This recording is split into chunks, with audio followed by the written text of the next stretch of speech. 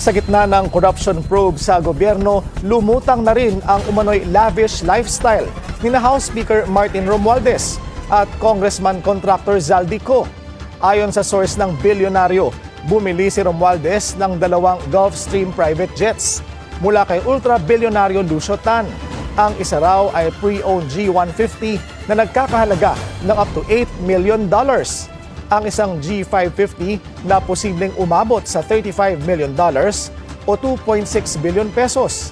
Nakapark daw ang aircraft sa hangar ni Tan at nakuha na raw nito ang atensyon ng Malacanang. Si Zaldico naman na nasa Amerika, pinupull out na umano ang kanyang sariling fleet ng luxury jets at choppers sa Pilipinas.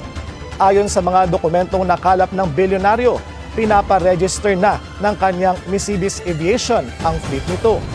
Partikular ang umano'y Gulfstream G350 na may halagang $36 million. Ang namumuno sa aircraft leasing business ang anak ni Ko na si Michael Ellis Ko.